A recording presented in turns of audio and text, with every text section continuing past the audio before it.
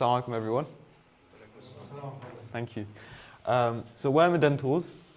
So as some of you might know, we're here for a talk on academic and productivity success, right? So the aim of the talk is what's holding you back in a sense of academics. What's holding you back from getting that grade 7, 8 or 9? What's holding you back from getting that A or A star in A levels? What is it? And that's the aim of the talk, that's the aim of today, inshallah, that we're going to try and sort of give you some solutions to. So my name's Kareem. Alhamdulillah, I'm a dental student and I'm one of the co-founders of Medentors. And I did my A levels 2 years ago, so 2024, achieved 3 A stars. And then this is Taban. Alhamdulillah, I'm in sixth form right now. I'm in year 12, so I'm younger than half the guys in the room. However, I did my GCSEs last year. Alhamdulillah, I got some decent grades. And I tutor for Medentors. I do a bunch of the graphics design. So if you see any mistakes, that was all me. But alhamdulillah, I'm here to give some advice because I think anyone at any age can give some valuable advice. Thank you. Right, so welcome to the Medentors community. Now, some of you, has anyone else heard of us apart from you? Anyone else? You? How have you heard from us? WhatsApp group, cool, okay. So we've got 3 branches basically. We've got the academy, which is helping you achieve excellence in your exams. So this talk is kind of towards the academy. We've got the admissions that helps people get into medicine and dentistry. Now, whilst the talk might not be towards that, you can still ask us questions about it and you can still also access our resources for it.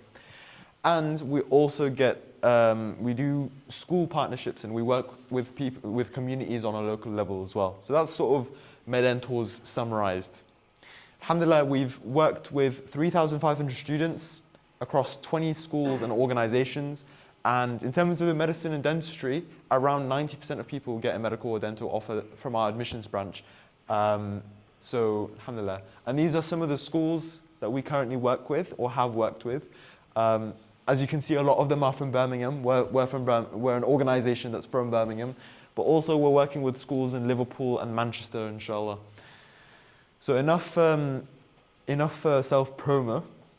Today's plan is going to be going over the exam reality. GCSEs and A levels, what to expect in year 7, 8, 9 as well.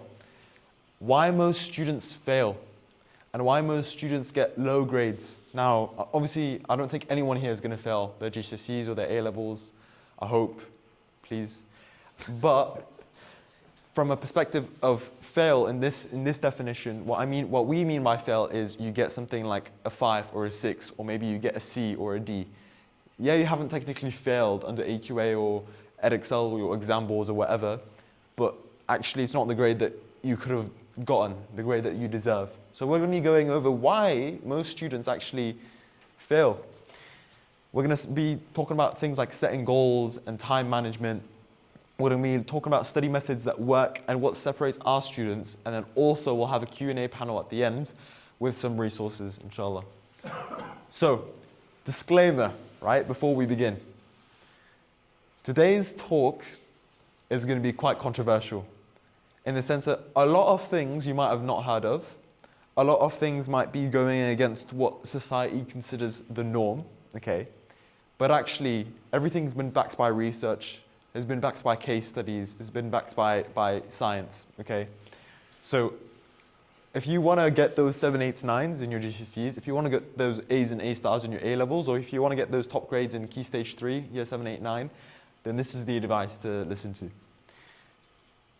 So the common reality is most people, right, revise really late.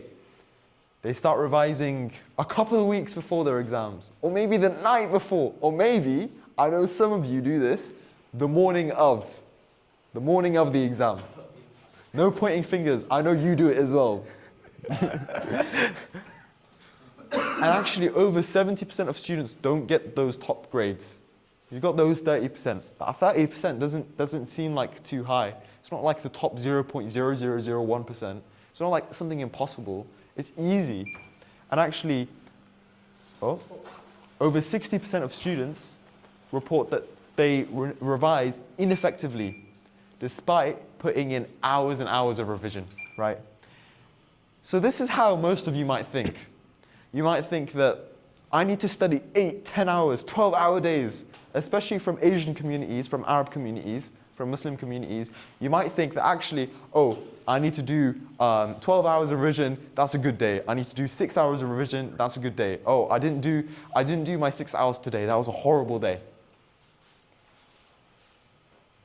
You start writing notes, then you summarize your notes, then you reread your notes, you highlight things, you make a nice timetable, you think you're all productive, doing 10-hour study days, just reading notes, watching videos, and then when it comes to the exam, you're like, oh, cool, I know some of this.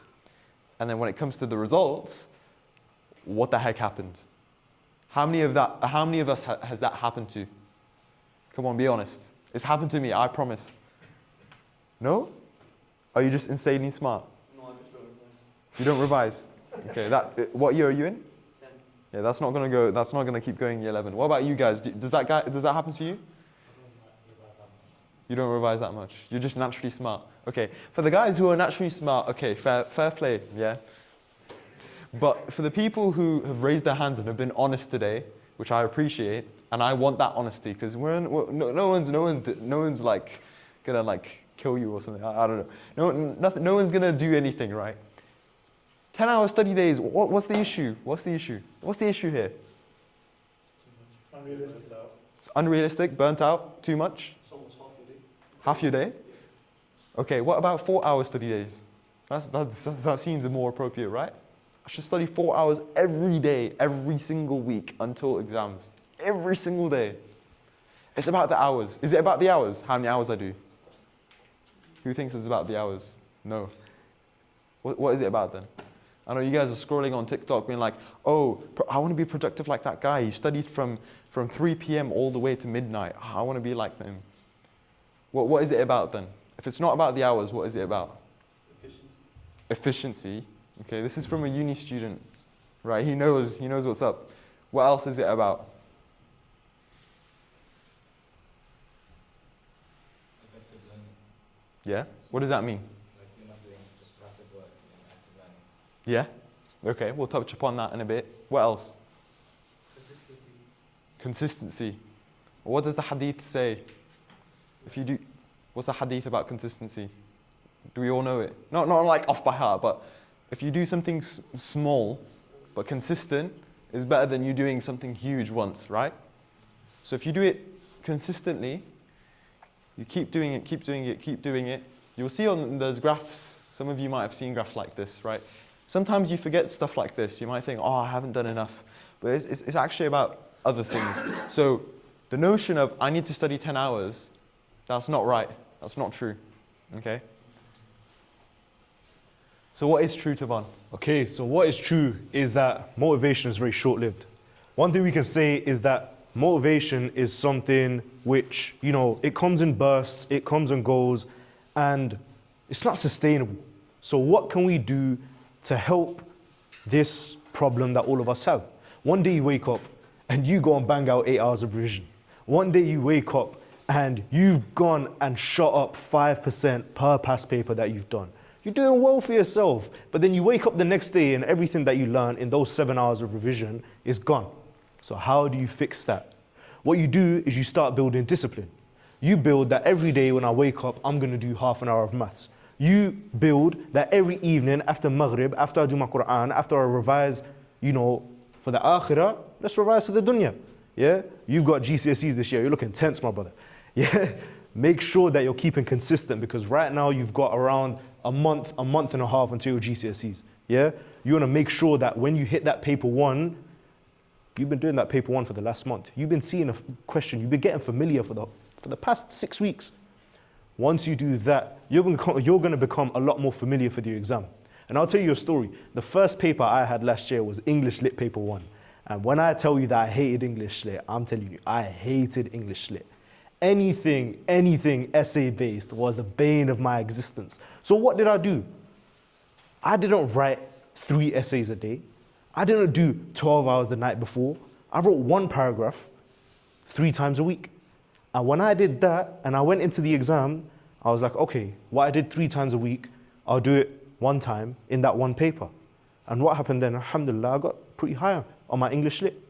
So what does this teach us? This teaches us that discipline is much better than motivation, even though it might not be you getting up at 3 a.m. for Fajr or for Tahajjud and you're feeling gassed and you're like, oh, I'm going to revise today. And then you wake up in the morning and you can barely get out of bed. So, let's move on. For the parents, singular, in the room, you might be thinking, I see my son go into his room for 10 hours a day. What is he doing there? And he might have a textbook open in front of him. He might think that he's doing work. He might not have his phone in front of him. However, he might be reading that textbook. You know when you get to the end of a page in a book, and then you're thinking, what did I actually read?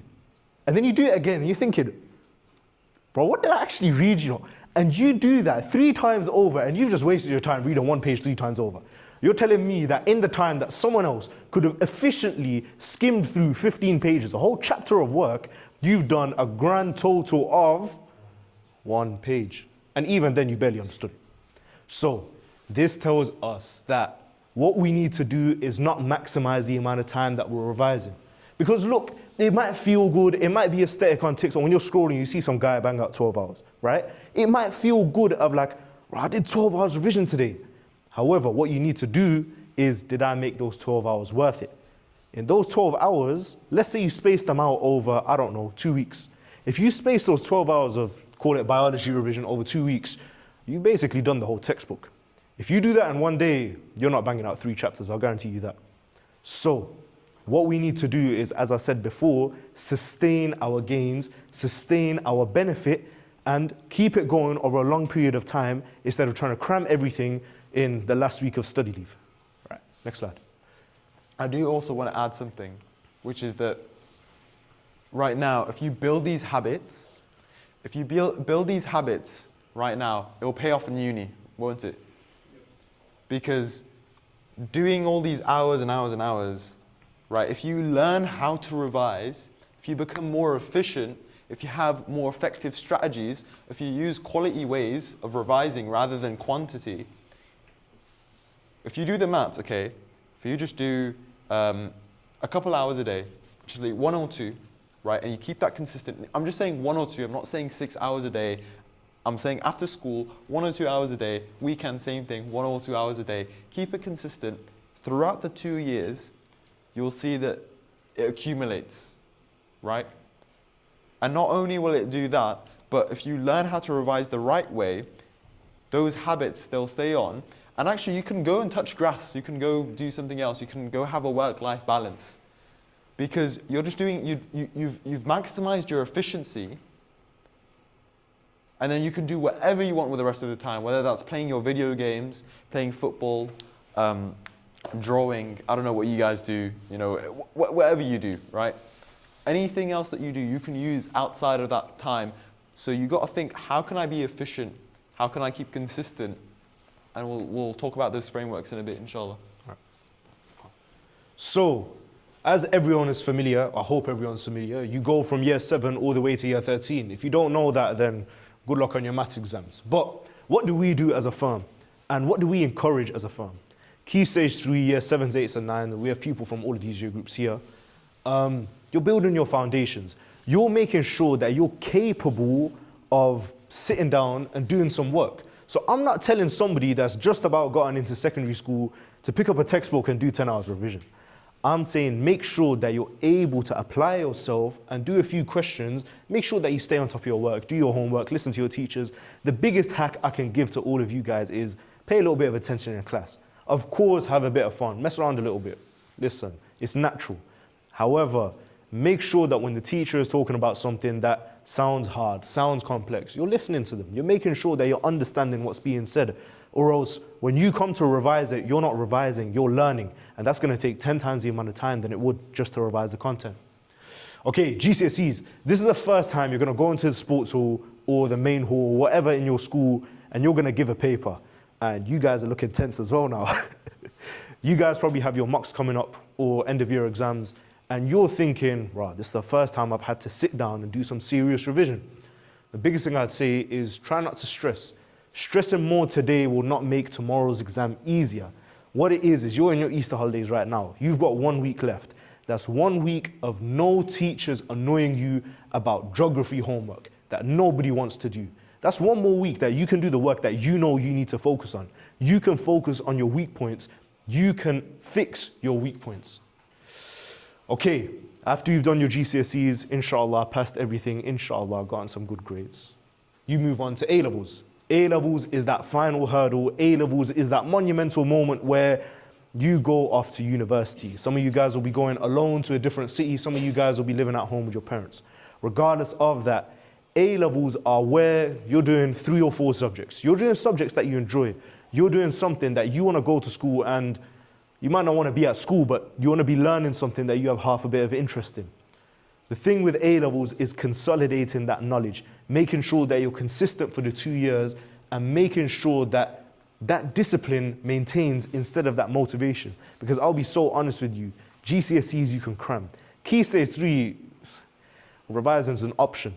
But A-levels, none of that becomes optional. All of it becomes mandatory. All of the discipline, everything we speak about, it becomes that Everest at A-level, and especially at university. In terms of making sure that your habits are strong, making sure that our foundations are built, and it's making sure that stuff that you build up from when you're younger, when you're earlier in your school life, carries on to when you're older, and it'll help you out later in life in general. Okay, so how do you do that? There's this famous saying that if a man does not set his sails, that's not a saying, but if a man does not set his sails, where does he go? He is aimless. He is guided by the tides of the river. So what do? You set your sails, you set your goals. You say, this week, I don't want to do 10 hours of revision. This week, I want to do this many chapters. Make it something tangible. Make it something that you can track, because this is something that you can go on, keep going forward, and by the end, when you come into your exams, you hit a goal. You've mapped out your targets, you've hit all your targets, so when you walk into that exam hall, you're not saying, I'm 3 chapters behind. You're saying, I plan my revision, I spaced it out in something which is tangible, something which the exam board recognizes, because the exam board does not care about how many hours you put in. The exam board cares about how many chapters you covered. If you do that, then inshallah, you're guaranteed success, because it shows that you've done everything meticulously, you've gone through everything, you know all of your content, you know all of your exam technique.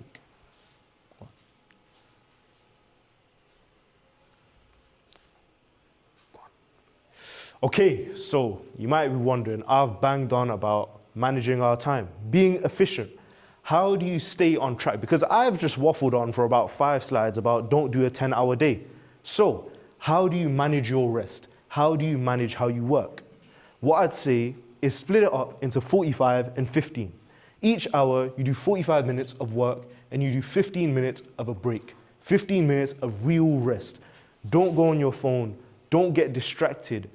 Sit down, read a book, right? Half of the hours you're going to be praying salah for those 15 minutes. Regardless, you want to have 15 minutes where you're completely switching your brain off, you're resting, making sure that you're not putting thought into anything. You're not straining yourself, because what that does is it makes the next 45 minutes so much more productive. If you have those 15, if you have 1 hour in a room and you have your phone in that room, you're going to be picking it up, checking for notifications all the time. You're going to be picking it up, saying, oh, I'm just checking the time, and then you scroll on TikTok for 20 minutes. That's the problem. Keep your phone either locked away, on focus mode, or in another room, right? All of these things make sure that when you're studying, you're actually studying. When your son goes up into his room, he's up there actually studying, right? Regardless, it's not to throw shade at anybody. However, what this does is it makes sure that you're efficient with your time. It makes sure that when you study, you're focused and you're properly staying on track. Now, I do want to add a couple of niche tips, right? This is quite a general slide at the moment of managing your time.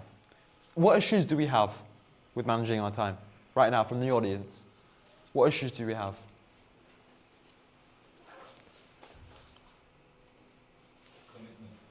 Commitment. What do you mean by that? You might take time, make a revision timetable, and then you might not actually commit to it. Okay, so do you think we're saying we should make a revision timetable, commit to it, and then just follow it like it's like your, I don't know, it's like your daily prayers. It's like an obligation of following it. Has that worked for anyone? Has it worked for you ever to do a revision timetable? Never. It hasn't worked for me. Has it worked for you guys? Has it? Revision timetable. Has it ever worked for anyone, a revision timetable? Yeah, times. Times? Sometimes. Sometimes. Okay. Why doesn't it work? Why doesn't it work? It's like a repetitive cycle. Expand. It's a repetitive cycle. Why does that mean that you're not doing it? There could be exceptions. Could be exceptions. Okay.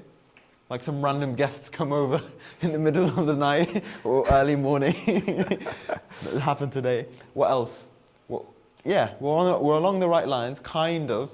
Why does a revision timetable not work? You're not bound to follow it. Why aren't you following it? What is it about humans? What is it about everyone in this room who's tried? How many have tried a revision timetable? Come on. Have you not? You're on your phone, man. No phones. Have you tried a revision timetable? Have you tried it? Are you guys just too smart for it? Okay. So everyone here has tried a revision timetable, or most of you, and it hasn't worked. Why hasn't it worked? Why? I'm still wondering. Why hasn't it worked? Why hasn't it worked? Lose focus. Lose focus. Yeah, when I'm doing it, I get bored. I want to start. Okay. That's kind of like a discipline motivation thing. What else? Repetitive, so you lose interest of time. You lose interest. Okay. Right. When you're writing this revision timetable, do you write, okay, on Thursday 5 p.m. I'm going to do biology. On Thursday 6 p.m. I'm going to do chemistry. Is that what you write? What do you write? Just say, on one day I'm going to do this revision booklet. This revision booklet. Yeah, make a revision booklet. You make a revision booklet. Okay. What do you mean by make a revision booklet? Like our teachers normally like give us what we need to revise, and then I just like go through our books and turn it into a booklet. So you go into your notes and you turn it into a booklet. Yeah. Okay. And you find that boring? I mean, Be it honest. takes long to like. It's boring. It takes long. It takes boring. Okay. I'm asking, when we write this revision schedule, what do we do? Well, what do we write? Do we just write, okay, on Monday 5 p.m. I'm going to do biology, 6 p.m. I'm going to do chemistry? Is that what we write generally? Yeah. That's what we write, right? Is that what you write? What do you guys write then? If it's not that, what do you write? You have to go specific into the topic. You have to be specific. Okay, I'm going to do topic 4 from chemistry A level. Okay, does that work for you? Kind of. It's worked more than saying just chemistry revision, right? Why? Why has it worked a little bit more? Not too much more, but a little bit more than saying just chemistry. Today I'm going to do chemistry. The target. There's a target. So you know what to focus about. Yes. You spend most of the time thinking, what am I going to do, rather than actually doing it. That's literally it. You spend most of the time thinking, what am I going to do? So you do topic 4 in A-level chemistry. But what are you going to do? What do you write? Do you just write the topic? No, just the name of the topic. The name of the topic. That's all you write. You write the name of the topic. How many people do that? You write the name of the topic. That's what I did. Did you do that? No, you didn't write. You didn't use a revision. This guy is too good to use it. Okay. I'll tell you something, right? This is very niche. They set SMART goals, right? It's specific, measurable, actionable, something, whatever, right? But if you look at it, are you setting a specific time, right, to do a specific thing? What I mean is, I'm going to do these past paper questions from this website in this time. I'm going to do my EPQ in this allocated time. But what am I going to do my EPQ? I'm going to do this specific thing. I'm gonna review this topic. That's too ambiguous. That's not specific enough.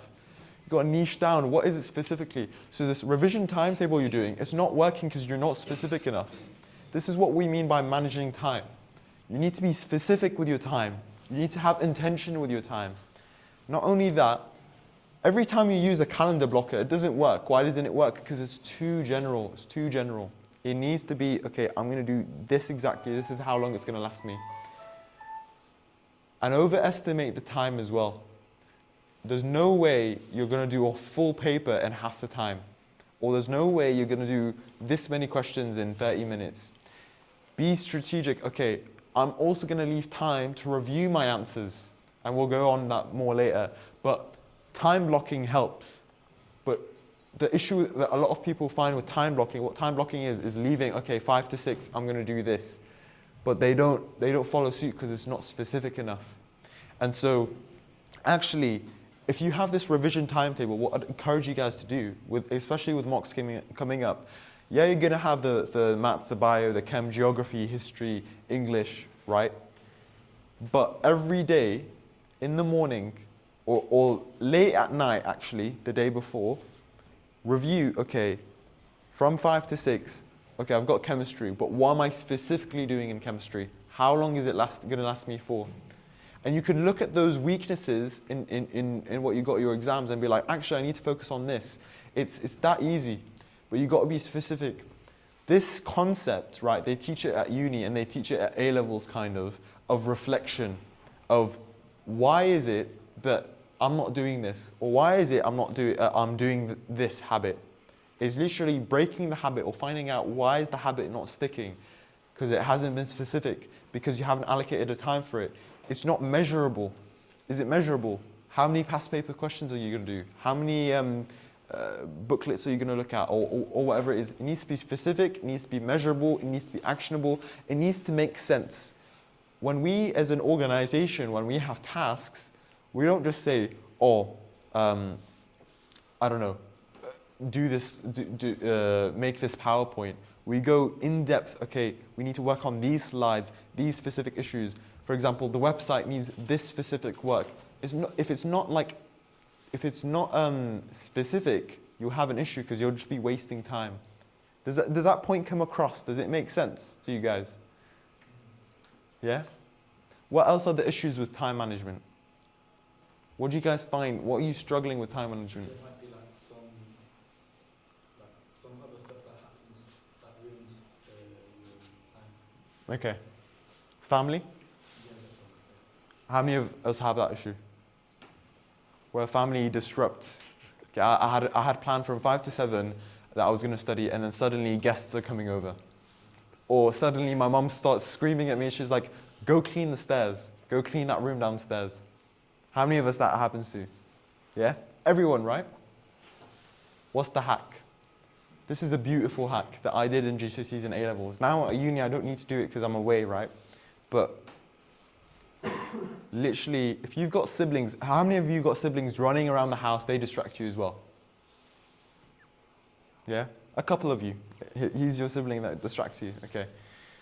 I didn't see that. I didn't see who was under that hood. But what could we do about it? Let's reflect. Let's think. What can we do about that? Can we go tell our mum to not speak to us? Can we shut the door? Can we lock the door? Is that something we can do? No. I'm not. No, that's not something we do. What can we do? Huh? You said go library. Go library. Nice. Switch the location. Okay, what if you're needed at home? What if you can't go to the library? What else can you do? What other factors can you change? You can ask your mom if she needs anything to do first. Full stop. Yeah? Yeah. Do you think your mum's gonna do that though? Obviously the priority is go help your mum before anything, right? What else can we do? We can do that. I do that sometimes with my mum. Change the time. Change the time. Yeah, just move it forward. So do it, okay, so instead of 5 to 7, I'm going to do it from 7 to 9. Yeah. And then actually my mum forgot to tell me there's guests coming. Yeah, 8 to 10. 8 to 10. Yeah. Okay, and then you're tired because the guests are finished. And you've had kids from the guests that have been running around. Yeah. Just film it, leave it next day. Very late. You got to do it. So do it at 1 a.m. The day before school, it impacts your sleep. Okay. You can change the time, but you're changing it the wrong way around. before anyone wakes up in your house? What time does everyone wake up on the weekend? Be honest. 1 a.m. or 1 p.m.? 1 p.m. How many of your parents wake up a little later on the weekend? They want to get their line, right? They want to get a little later. Okay? 10 a.m., 11 a.m.? Yeah? Yeah, am I right? Okay, what's the harm in you waking up 2 hours earlier before everyone else in your house? Getting your work done, and then if your mum says she needs you, you're not stressed. You can do it. You pray Fajr at what time is it now? 6:30. Pray Fajr. I always sleep at the very end. Like not sleep. I always pray at the very end. You pray Fajr at 6:30. Everyone else goes back to sleep, and you're grinding away. Not grinding away, but you're studying. You're working or whatever thing from 6:30 to 9:30, and then everyone is up by 10. You can take a little break in between. That is a genuine life hack. Now, if you're saying, oh, I'm tired, then sleep early the night before. Sleep at 10, wake up at 6:30, cool. And actually, you'll have the energy for it. And when you start. A lot of this is a motivation shoot of, oh, I'm not motivated enough. You just need to start doing the first 5 minutes. Once you're in the, how many of us have felt, okay, in the first 5 minutes, right, that's the hardest bit, and then everything else after that I can revise for an hour because it's enjoyable. How many of us have felt that? Yeah? When the biggest thing is, you guys are saying distraction. You're saying revision schedule isn't working. We've solved that, it's not specific enough. We've solved the thing with the time. The other common issue with revision timetables is, you get round to it and you can't be asked, it's 5 p.m. and you're like, oh, well, it's 5:05 and you're like, oh, I was meant to start at 5, so maybe I'll just start at 5:30. And you scroll a couple more reels, you play a couple more video games, oh, it's 6 o'clock, oh, I'll start at 6:30. No, it's 6:01, I'll start at 6:30. It needs to be perfect, right? It's just about starting those first 5 minutes. Those first 5 minutes, that's all you need. I promise you. Do you not think? Yeah, 100%. The hardest part about anything education-wise is doing, let's say you open up a past paper, right? A lot of you guys, when you're always coming up to your mocks now, it is doing question 1A.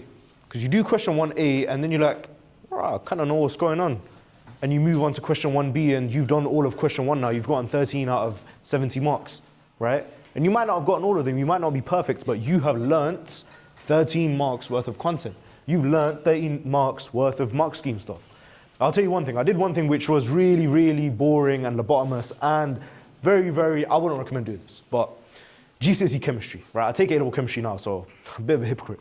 I hated GCSE chemistry. I thought it was the most boring thing ever because it wasn't explained well. My teachers were really boring. They drone on and on and on, and because my last name starts with a W, I'd be at the back of the class and I'd be asleep. So what did I do? In the last 2 months before GCSEs, in these Easter holidays, I did the opposite of what Kareem's telling you. I stayed up later than everyone else. Everybody else went to sleep at 12 a.m. I started working at 12 a.m. and I worked until Fajr, which was around 4 or 5 a.m. that year, right? Now, you might be thinking, okay, horrible for your health, horrible for your sleep schedule, but it's Easter holidays. No one's gonna wake you up, right? You don't have to go to school. Obviously, fix your sleep schedule before you go to school. However, for that week and a half period, that golden time where you've got no responsibilities because your parents know that you're revising for exams, so they're not going to put too much pressure on you. Your friends aren't going to be shouting you because they're also stressing about their exams. What you need to do is set a time either early in the morning or late at night and just get on with some work. Start your work, start moving forward, and make sure that you're actually getting some stuff done. Make sure that you have a quiet time, you have those 4 or 5 hours where you can actually sit down, do some work, have a little bit of rest, whatever. But, yeah. Okay, so one thing you might have noticed here is we're not telling you these are the past papers you should do. We're not telling you this is the method that you should use, this is the technique. You should use flashcards, you should use mind maps. Because look, that's different for every single person. Some people learn better watching videos, some people learn better teaching somebody else, some people learn better using flashcards. What we're telling you is build that mindset. Build that mindset that I need to revise because this is my future, this is my responsibility, this is my studies. Because at the end of the day, that result sheet is not going to have you and all of your boys' names on it. That result sheet is going to have your name on it. So it's how much work you put in.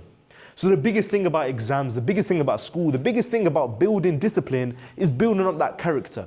Being a man about it and saying, I'm going to do this work because this is work that has to be done. Nobody, put your hand up if you enjoy doing exams. Put your hand up if you enjoy revising. Not a single person loves, okay, there might be a few weirdos here, but not a single person loves doing exam practice. Not a single person loves, you know, that hard, laborious work where you're going numb, right? You can't tell what's going on because you've been doing maths for so long. However, what you will love, seeing a high grade on that score sheet. Use that as motivation, right?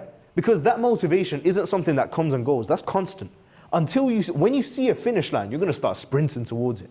So what you need to do is set your tasks, set your sails, and build your character so that you can stay consistent. And it starts from someone as young as you and it goes to someone as old as you. In terms of having that character, it carries through. And it makes sure that you're staying on track and it makes sure that you have that substance to be able to study, to be able to carry on. And it transfers to other parts of life as well, especially when you start getting employed, start doing a job. Okay, so I've just talked about how we're not going to teach you methods. I'm going to teach you two methods. Okay, active recall and spaced revision. Okay, can any of you tell me what active recall is? Or give me an example. Go on. Flashcards, past papers. Making sure that before you look at the answer, you see a question, you think you're in your head, this is the answer, you flip it over, and you find out if you're right or wrong. Making sure that you can recall if something is correct, not correct, what the actual answer is. Consolidating your knowledge. Okay, now can someone tell me what spaced repetition is? Come on, boys, it's 2 words. Can't be that hard. Anyone? Go on. So when you learn something and then wait a bit of time and then learn Yeah. again, revise it again? Good, perfect. Making sure that you're doing something spaced out. Because look, it's all well and good doing all your revision the night before the exam. However, if it's not sustained, it's not in your long-term memory. It's not something that's going to stick. So, what I did for my GCSEs is I went onto past papers. I had a whiteboard. One of the biggest investments I can give you for your studies is have a whiteboard. I'd go onto a past paper, I'd look at the past paper, because I don't want to print out 500 pages of past papers. I'd look at the past paper on my screen, I'd see the question, I'd write down my answer to the question. Then I'd flip over to the mark scheme and I'd see, was that correct? If it was generally about 90% close, I'd be like, okay, calm, I know that knowledge. However, if it was completely wrong, what I'd do is I'd write down the correct answer from the mark scheme on the whiteboard, rub it all off, and then when I get to the end of that set of questions, end of that paper, I'll go back to all the questions that I haven't done, or the questions that I flagged as I got these wrong, and I'll do it again. You do that 3 times over, you've memorized the whole past paper. You do that 7 times over, I don't know, 6 weeks, which is what? 1 paper a week, roughly, per subject. You do that, you've memorized every single past paper that's existed in the past 7 years. When you say that out loud, it sounds like you're crazy, it sounds like you're a nerd. However, you're doing 1 past paper a week for a subject. You're doing what, 10 hours a week? 10 hours a week out of 168 hours that you get. Come on, man. You're telling me that's not worth it? Oh. Well, at least what it was, at least what the answers were. But what do you guys think? So this is basically retention. What does retention mean? What does to retain mean? Retaining information. Going back? Not necessarily, not particularly, no. To keep it. Retention is to keep the information in your head. Right? Rereading notes. Around 25%, 30%. Summarizing in your own words, which is what you're doing with your booklet. That's around 50% retention. So actually, you're not retaining half the stuff that you're rewriting. Active recall is 80%. Things like flashcards, things like blurting. Have you guys heard of blurting? Who hasn't heard of blurting? Blurting is when you literally write everything you know about a topic on a piece of paper, then you go to that topic, and in a different color, you write what you don't know. So you've literally spat everything that you know on that sheet, and then you go back and you see, okay, these are my weak points. That's what blurting is. Active recall, quizzing yourself, you know, with all these things. That, right, when you learn stuff from it, that keeps your retention rate at 80%. What's the highest one? Almost 100%, which is timed practice and feedback. Timed practice and feedback is past paper questions. Questions that your teacher set you if you're in Key Stage 3. But for GCSEs and A-levels, past paper questions are the closest thing. They are basically the exam. They're going to be the closest thing to the paper that you actually sit. And actually, if you learn from them, that's a hack. Rather than waste, listen, this is what it is. If you're lazy, right, which most of us probably are in this day and age, right? I am. I will admit that I am lazy.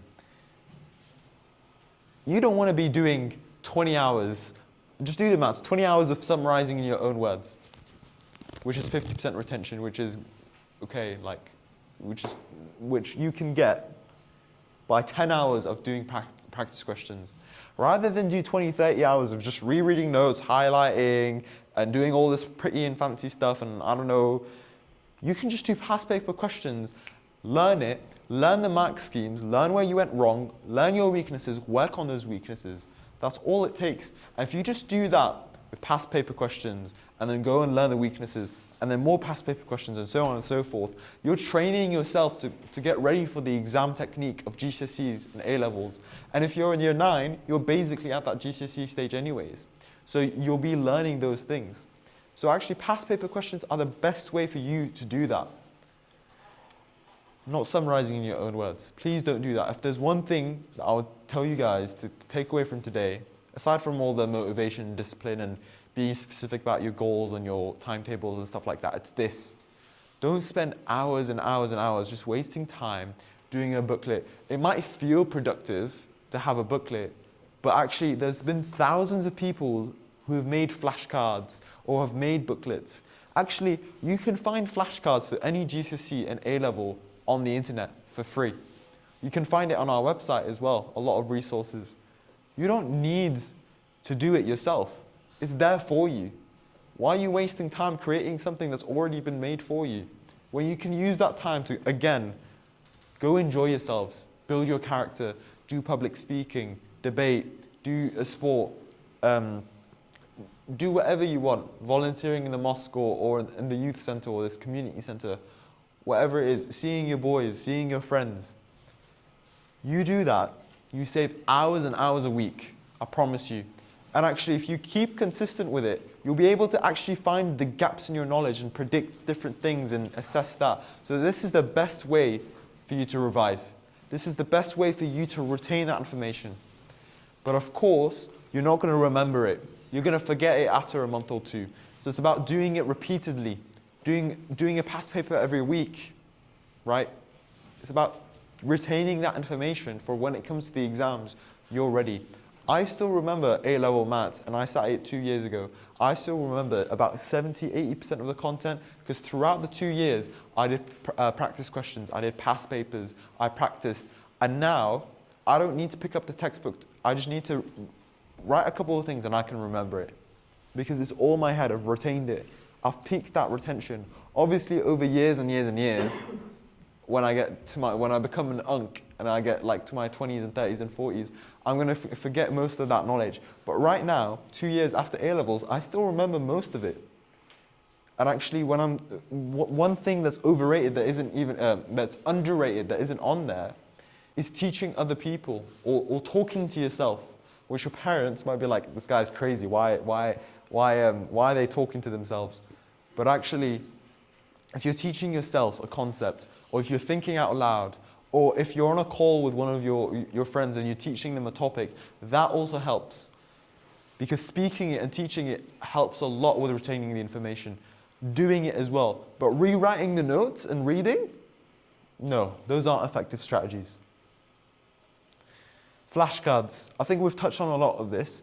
Don't make the flashcards yourself, I'd say. There's a lot of companies, PMT, SnapRevise, we have our own flashcards. There's a lot of companies that make the flashcards for you. It's either for free or it's going to cost you a couple quid, but it's going to save you a lot of time rather than make all these pretty flashcards and notes, right? And if you've heard of Anki, has anyone heard of Anki? A couple of you? Yeah? Anki's a useful thing.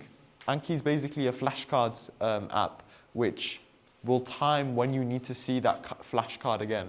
So rather than do those same 50 flashcards on this particular topic again and again and again, actually, Anki will tell you, it's A-N-K-I, I'd invest in it, it's worth it. It's on the App Store. If it's iOS, it's like 20 quid. On laptop, it's like free. On Samsung or Android, it's free. But it's a good flashcard app where you can plug in those flashcards and it will automatically let you know. Look at tutorials online. It will let you know when you need to basically review that flashcard. So that really helps. The thing about active recall is you got to think of it. It's like it will take you 10, 15 seconds to remember the information, but it's there somewhere. If it takes you too long, it's probably not there anymore. But if it takes you 2, 3 seconds and you remember the answer to the question, boom, like that's proper active recall. But allow it. It needs to come out of your mind. You need to be able to remember it. That's the proof that you know what you're doing. Past papers. I would say with past papers, the exam technique is there.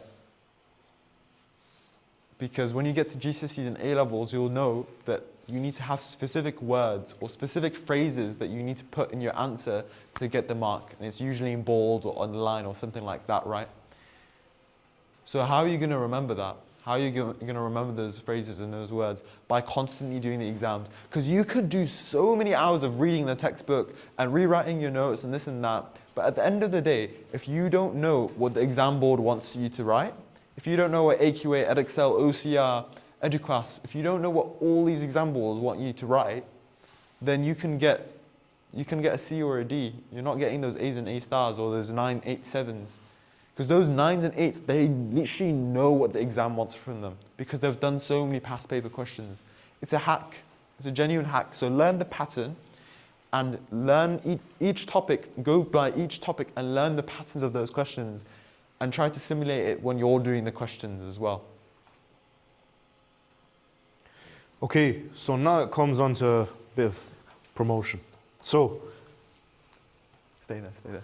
what separates our students is, look, the biggest thing that most students lack is accountability.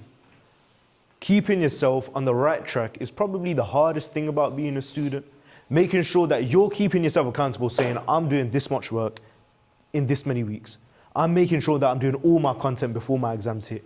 I'm making sure that when I walk into that exam, I'm prepared. So, the biggest thing is accountability.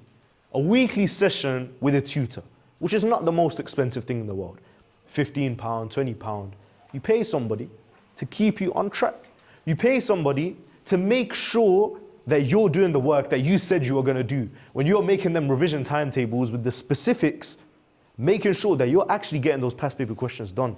Making sure that even if guests come over, I don't know about doing it at 1 a.m. However, making sure that you get it done someday, sometime, right? Making sure that you're doing what needs to be done. That's the biggest thing. Staying accountable. Okay, furthermore, tutors will give you exam-specific feedback.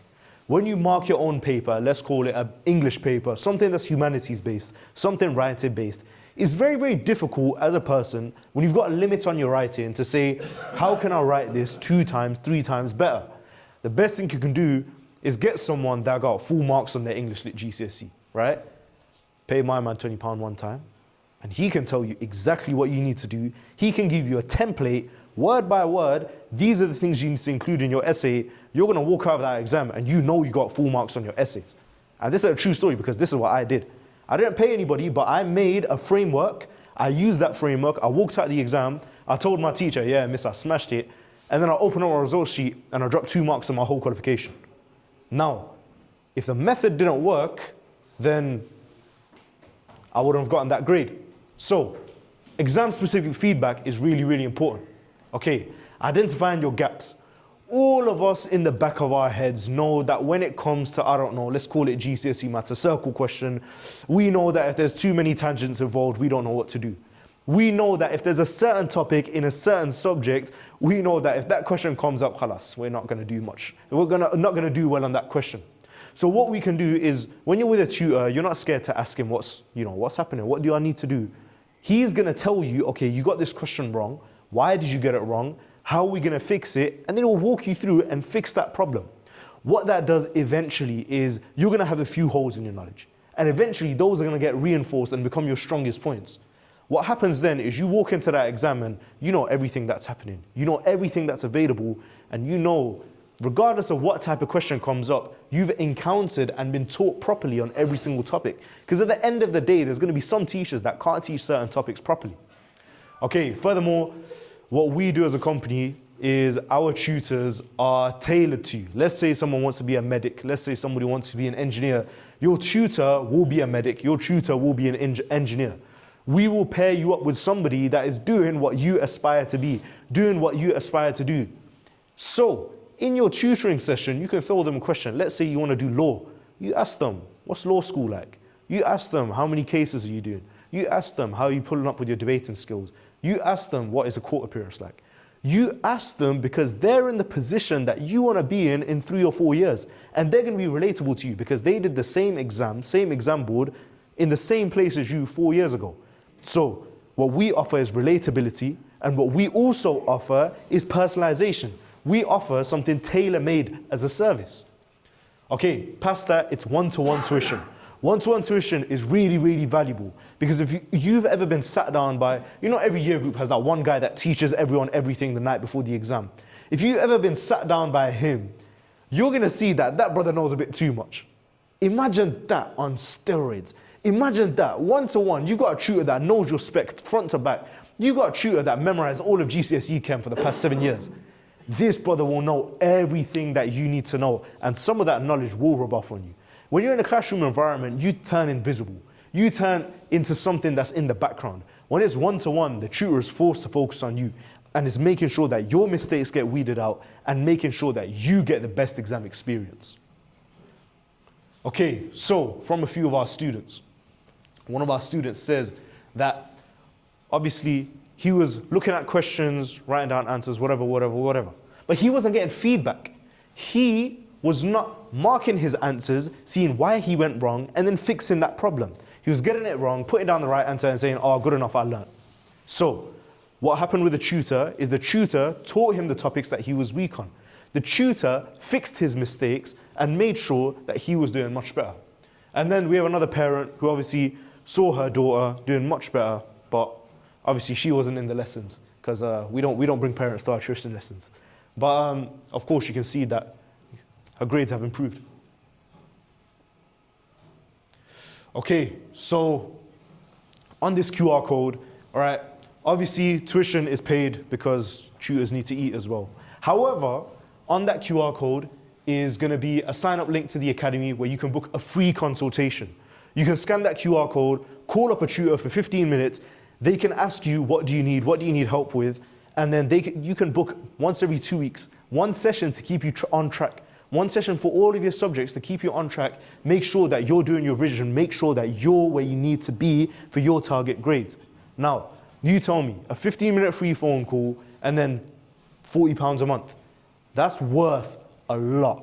That is worth much more than what you're paying. That is worth a good grade, which can get you into a better uni. You get paid a lot more later in life. Overall, it's a good return on investment.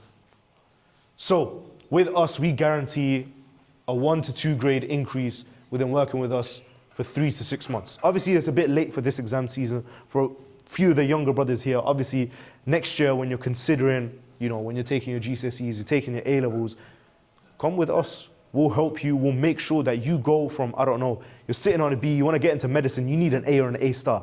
Making sure that you hit that target, making sure that you get into your dream uni doing your dream course. So, we all love free stuff. And the biggest free thing here is our free WhatsApp community. On here, you got A-level tutors, you have GCSE tutors, You have admissions mentors if any of you guys are any of you guys interested in medicine or dentistry later in life. Okay, calm, good. You can speak to a tutor, right? It's a really big public chat, right? And you can speak to them about GCSEs, A-levels. Let's say you're stuck on an A-level maths question. You go on that chat, you post a maths question, you've got about 50 people that can help you with that solution. All of them can offer basically pseudo tutoring for that one question for free. So the biggest thing we can do is people help people. And when you guys, inshallah, get those good grades after you've worked with us, you're going to be able to help more people carry on, right? There's ajr in that, there's barakah in that, and all in all, you're helping out the people. You're helping out people that have helped you when you were growing. So, as a company, we very much encourage people to help other people for the sake of being helpful, for the sake of being good people. And the biggest way we do that is through our free WhatsApp chats here. I just want to add that this channel will get access to a lot of things. So we post a lot of free resources. We post a lot of webinars, specifically for medicine and dentistry as well. Productivity stuff. The guides that you have right now, they cost us a lot to print and they cost us a lot to make. We have a lot of these free guides that we hand out, a lot of these free resources. And join that channel. If you haven't scanned that QR code already, scan that QR code to join and see everything that we have to sort of offer, both free and paid. Not everything that we do is paid. And actually, if you're interested in medicine and dentistry, most of the stuff that we've done, most of the people that have gotten into medicine and dentistry with us have done so for free, using those resources. So if you haven't scanned it already, scan it. Do also send the link to your friends and follow our Instagram. But that's sort of the end of the talk, inshallah. We have a Q&A as well.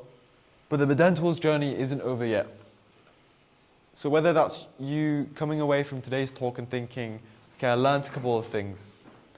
And actually, I'm going to work on it by myself and see, okay, what can I do? Or maybe go and find a tutor by booking a consultation.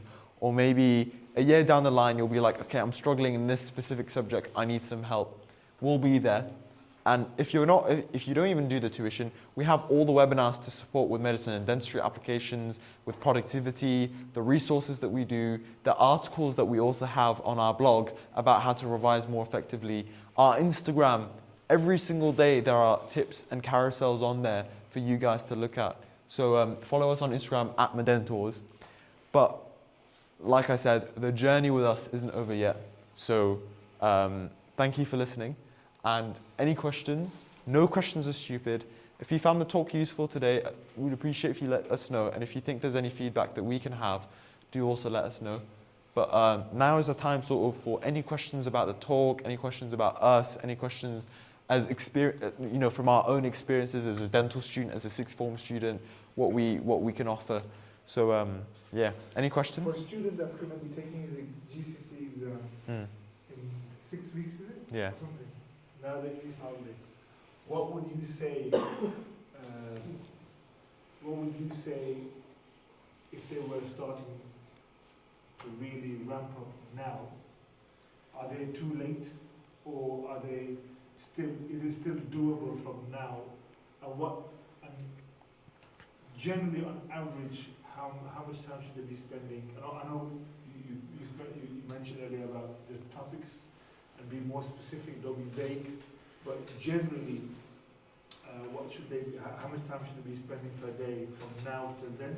And the other question was, you mentioned earlier about the 45 minutes to 50-minute rest, and in that 50-minute rest, they shouldn't be on their phone at that time either, right? So if you just elaborate about what type of things should qualify as resting, as opposed to, anything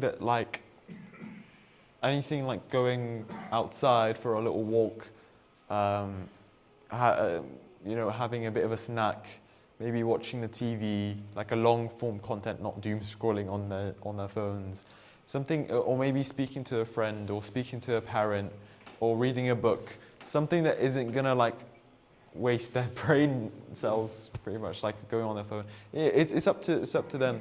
It doesn't have to be specifically 45-15. It could be 40-20. The point is, you also need to give rest because you don't want to burn yourself out, if that makes sense. The second thing is, with your other question is, It depends what the grades are. I think GCSEs, yeah, you can sort of cram, but if they're at like 4 or 5 and they want to get to a 9, I mean, like it depends on which subjects, but they really need to put a shift in. But if they're on a 6 or a 7 and they want to get to an 8 or 9, and that is doable within 6 weeks. But like we said, the structure, the studying needs to be effective. It needs to be doing past papers. If they've got 6 weeks until GCSEs, past papers is all they should do. Doing the past papers and reviewing them. Yeah. Another thing I would say is your exam period is also around 4 weeks long, 5 weeks long. You don't have to be ready for paper 3 on day 1 because you've got an extra 5 weeks until paper 3 maths compared to paper 1 maths, right? Okay, maths is a bad example because everything comes up in maths. Call it, I don't know, chemistry, right? Paper 1 and paper 2 chemistry will have a 2-3 week gap in the middle of it. You will get a 1 week half-term break in the middle of your GCSEs. Make sure that your paper 1 is much stronger. Don't stress about the end of paper 2 when you barely know paper 1. Make sure that that stuff is solid because the smartest students space out the revision in proportion to what needs to be done. What needs to be done is what's going to come before half-term holidays. So look at your exam timetable, look at what's coming up first, what do I need to know first, and then you've got an extra week where, frankly, you are going to cram. But you do have that extra week. You do have that security of knowing, oh, I've got that extra week where I can actually revise. Because it's not like, I don't know, 11th of May, when that day comes around, you stop revising. You've got a whole extra 6 weeks where you're revising for each paper, you're doing night before revision, you're doing a bit of review. You're making sure that your revision stays steady during your exam period. And then past that, I think it very much depends on the subject. There's some subjects which are very content heavy. Your sciences are very content heavy, history is very content heavy, but other subjects such as English, maths, geography, these are things where fundamentally it's just the structure of how you write. It's the way that you phrase your answers. It's not actually the knowledge. One hack I can give for geography, and it's something which has worked because so many people that I know have done this, is if you don't know the facts for a case study, if you don't know the facts for all like 30 case studies you have to know, you're allowed to make up facts. As long as they sound realistic, you can make them up. And I remember on my 3 papers, I had, I think, 3 real statistics and the rest of them were fake. And I got like 20 marks above a 9, right? So as long as it sounds realistic, it's a bit of an unethical hack and no one should really be telling you this. But if you're in a desperate situation, use what you can, right? Use anything that sounds around about realistic and they'll give you the marks. Any other questions? Any other questions? One question about Medentors. Do you have any specific resources or webinars for postgrad? For postgrad Yeah. medicine? Yes. Not at the moment, no.